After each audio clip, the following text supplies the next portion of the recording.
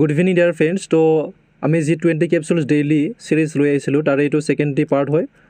তো আশা কৰোঁ তোমালোকৰ প্ৰথমটো পাৰ্ট ভাল লাগিছে, আৰু যদি তোমালোকে প্ৰথমটো পাৰ্ট চোৱা নাই তেন্তে ডেছক্ৰিপশ্যনত লিংক দি আছে, তাতে গৈ তোমালোকে চাব পাৰিবা। তো বলক বেছি দেৰি নকৰি আমি চিৰিজটোৰ আজি ছেকেণ্ড ভিডিঅ'ৰ প্ৰথম কুৱেশ্যনটোৰ ফালে আগবাঢ়োঁ। তো আজি আমাৰ first question, the revolt of 1857 had its beginning in, অৰ্থাৎ 1857 চনৰ যি বিদ্ৰোহ হৈছিল সেইটো ক'ৰ পৰা আৰম্ভ হয়। তো ইয়াত আমাৰ অপশ্যনবোৰৰ ভিতৰত কাৰেক্ট অপশ্যনটো হ'ব অপশ্যন নম্বৰ বি, মিৰুত। তো মিৰুত চহৰৰ পৰা এই 1857 চনৰ চিপাহী বিদ্ৰোহ আৰম্ভ হৈছিল। Okay, next 2 number, who was the founder of আত্মীয় সভা, অৰ্থাৎ আত্মীয় সভাৰ প্ৰতিষ্ঠাপক কোন আছিল। তো ইয়াত অপশ্যনবোৰৰ ভিতৰত কাৰেক্ট অপশ্যনটো হ'ব option number B, Raja Rammohan Roy. Okay, Raja Rammohan Roy আত্মীয় সভাৰ প্ৰতিষ্ঠা কৰিছিল, ঠিক আছে। আৰু তেওঁ ব্ৰাহ্ম সমাজৰ প্ৰতিষ্ঠা কৰিছিল, সেইটো তোমালোকে সকলোৱে জানা, ঠিক আছে।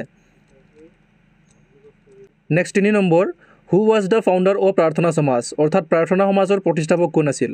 এইটো মনত ৰাখিবলৈ একেবাৰে সহজ, প্ৰাৰ্থনা আমি কৰোঁ আত্মাৰ পৰা বা আত্মাৰ শুদ্ধিৰ কাৰণে, ঠিক আছে, তেনেকৈ মনত ৰাখিব পাৰা।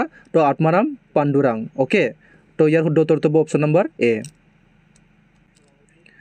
Next 4 number, Gandhi Irwin pact was sign in which year, অৰ্থাৎ কোন বছৰত গান্ধী ইৰউইন চুক্তি স্বাক্ষৰিত হৈছিল। তো ইয়াত অপশ্যনবোৰৰ ভিতৰত কাৰেক্ট অপশ্যনটো হ'ব অপশ্যন নম্বৰ বি, 1931। 1931ত গান্ধী ইৰউইন চুক্তি স্বাক্ষৰিত হৈছিল।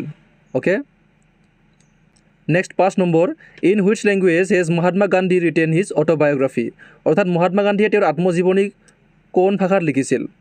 তো ইয়াত আমাৰ শুদ্ধ উত্তৰটো হ'ব অপশ্যন নম্বৰ এ, গুজৰাটী ভাষাত। আৰু তেওঁৰ আত্মজীৱনীখনৰ নাম কি আছিল সেইটো তোমালোকে কমেণ্ট কৰি জনাবা, ঠিক আছে। Next 6 number, in which year did the Chauri Chaura kand incident টুক প্লেচ। অ'কে, কোন বছৰত চৌৰি চৌৰা কাণ্ড সংঘটিত হৈছিল। তো ইয়াত আমাৰ অপশ্যনবোৰৰ ভিতৰত কাৰেক্ট অপশ্যনটো হ'ব অপশ্যন নম্বৰ চি, 1922 চনত, ঠিক আছে। Next 7 number, the Poona pact 1932 was an agreement between, অৰ্থাৎ পুনা চুক্তি যিটো 1932 চনত হৈছিল কাৰ মাজত হৈছিল। তো ইয়াত অপশ্যনবোৰৰ ভিতৰত কাৰেক্ট অপশ্যনটো হ'ব আমাৰ option number C, Mahatma Gandhi and doctor B R. Ambedkar, ঠিক আছে। Next 8 number, who participated in all the 3 round table conferences, অৰ্থাৎ তিনিওখন যি ঘূৰণীয়া মেজমেল হৈছিল তাতে কোনে অংশগ্ৰহণ কৰিছিল। তো অপশ্যনবোৰৰ ভিতৰত কাৰেক্ট অপশ্যনটো হ'ব option number C, doctor B R. Ambedkar. তেওঁ তিনিওখন ঘূৰণীয়া মেজমেলত অংশগ্ৰহণ কৰিছিল। Next 9 number, when did Gandhiji rich the coast of Dandi, অৰ্থাৎ গান্ধীজীয়ে কেতিয়া দাণ্ডিৰ পাৰত উপস্থিত হৈছিল, ঠিক আছে। তো ইয়াৰ কাৰেক্ট অপশ্যনটো হ'ব অপশ্যন নম্বৰ এ, 1930 5 এপ্ৰিল 1930, ঠিক আছে। তেওঁ 12 মাৰ্চত দাণ্ডিৰ যাত্ৰা আৰম্ভ কৰিছিল আৰু লাষ্ট তেওঁৰ দাণ্ডি যাত্ৰা শেষ হৈছিল 6 এপ্ৰিলত, ঠিক আছে। তেওঁ 5 এপ্ৰিলত দাণ্ডি পাৰত উপস্থিত হৈছিল, কিন্তু তেওঁৰ যিটো দাণ্ডি যাত্ৰা সেইটো শেষ হৈছিল 6 এপ্ৰিলত, আৰু সেইদিনাৰ পৰাই তেওঁ মানে যিটো আইন অমান্য আন্দোলন সেইটো আৰম্ভ কৰিছিল। তেওঁ টোটেল 200 মাইল দাণ্ডি যাত্ৰা কৰিছিল, ঠিক আছে। নেক্সট 10 নম্বৰ, বহুত ইম্পৰ্টেণ্ট প্ৰশ্ন, আৰু এইটো কুৱেশ্যনত বহুতে কনফিউজ হয়। চ' কি দিয়া আছে, হু গেভ দ্য শ্লোগান ইনকিলাব জিন্দাবাদ, অৰ্থাৎ ইনকিলাব জিন্দাবাদ শ্লোগান কোনে দিছিল। তো ইয়াত বহুতে ভাবে ভগত সিং বুলি, কিন্তু ইয়াৰ শুদ্ধ উত্তৰটো হ'ব অপশ্যন নম্বৰ চি, মৌলানা হজৰত মোহনী। তেওঁ প্ৰথম ইনকিলাব জিন্দাবাদ শ্লোগানটো আৰম্ভ কৰিছিল, তাৰপিছত ভগত সিঙে এই শ্লোগানটো পপুলাৰ কৰিছিল, ঠিক আছে। নেক্সট 11 নম্বৰ, বহুত easy question, who was the political guru of Mahatma Gandhi, Mahatma গান্ধীৰ ৰাজনৈতিক গুৰু কোন আছিল। তো ইয়াৰ শুদ্ধ উত্তৰটো হ'ব option number A, Gopal Krishna Gokhale. Gopal Krishna Gokhale was the political guru of Mahatma Gandhi. Okay, next 12 number, the first round table conference was held in the year, অৰ্থাৎ কোন চনত প্ৰথম ঘূৰণীয়া মেজমেল আয়োজন কৰা হৈছিল, ঠিক আছে। 1930 চনত হৈছিল আমাৰ ফাৰ্ষ্ট, অ'কে, 1931ত হৈছিল আমাৰ ছেকেণ্ড, আৰু 1932ত হৈছিল আমাৰ লাষ্ট, অৰ্থাৎ থাৰ্ড। তো আমাৰ শুদ্ধ উত্তৰটো হ'ব কি, অপশ্যন নম্বৰ বি, 1930 চনত প্ৰথম ঘূৰণীয়া মেজমেল হৈছিল। Okay, next 13 number, who is known as the father of communal electorate in India, অৰ্থাৎ ভাৰতত সাম্প্ৰদায়িক নিৰ্বাচনৰ পিতৃ বুলি কাক জনা যায়।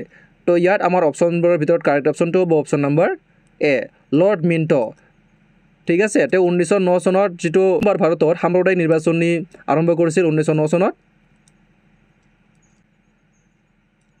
Next 14 number who had given the title of Mahatma to Gandhiji অৰ্থাৎ গান্ধীজীক কোনে মহাত্মা উপাধি দিছিল তো ইয়াত অপশ্যনবোৰৰ ভিতৰত কাৰেক্ট অপশ্যনটো হ'ব অপশ্যন নম্বৰ চি ৰবীন্দ্ৰনাথ টেগৰ ঠিক আছে ৰবীন্দ্ৰনাথ টেগৰে মহাত্মা গান্ধীক গান্ধীজী উপাধিটো দিছিল আৰু নেতাজী সুভাষ চন্দ্ৰ বসে গান্ধীজী কি কৈছিল ফাদাৰ অফ দ্য নেশ্যন বুলি কৈছিল ঠিক আছে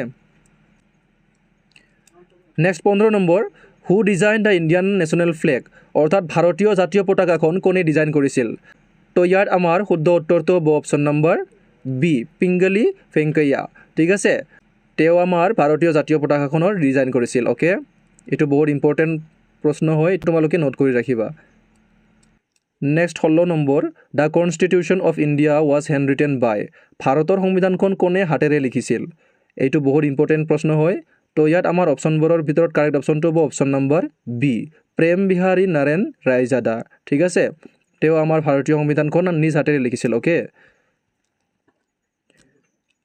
next 17 number in which year sati system was abolished by William Bentinck অৰ্থাৎ কোন বছৰত উইলিয়াম বেণ্টিংকে সতী প্ৰথা বিলুপ্ত কৰিছিল তো ইয়াত আমাৰ অপশ্যনবোৰৰ ভিতৰত কাৰেক্ট অপশ্যনটো হ'ব অপশ্যন নম্বৰ বি 1829 চনত ঠিক আছে 1829 চনত উইলিয়াম বেণ্টিংকে সতী প্ৰথা বিলুপ্ত কৰিছিল ওকে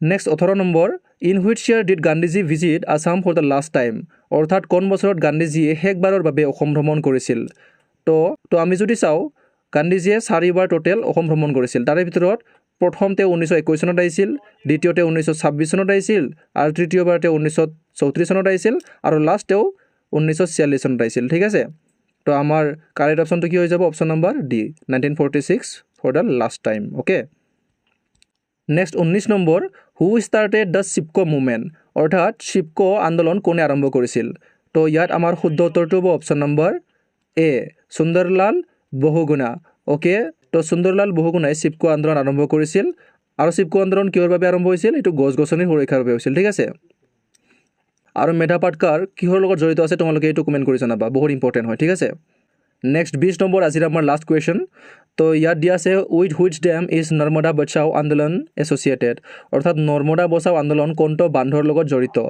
তো ইয়াত আমাৰ অপশ্যনবোৰৰ ভিতৰত কাৰেক্ট অপশ্যনটো হ'ব option number C Sardar Sarovar dam ঠিক আছে এই চৰ্দাৰ সৰোবৰ ডেমৰ লগতেই আমাৰ নৰ্মদা বচাও আন্দোলনটো জড়িত হৈ আছে তো এয়া আছিল আজিৰ আমাৰ 20টা কুৱেশ্যন ঠিক আছে ইয়াৰ ভিতৰত তোমালোকে কেইটা কাৰেক্ট কৰিব পাৰিলা এইটো কমেণ্ট কৰি জনাবা আৰু ভিডিঅ'টো বন্ধু বান্ধৱীৰ লগত শ্বেয়াৰ কৰিবা আৰু ছাবস্ক্ৰাইব কৰি লোৱা নাই যদি চেনেলটো ছাবস্ক্ৰাইব কৰি ল'বা আকৌ কালি আমি 7:30 বজাত লগ পোৱাৰ আশাৰে আজিৰ কাৰণে এইখিনিতে সমাপ্ত কৰিলোঁ ঠিক আছে ধন্যবাদ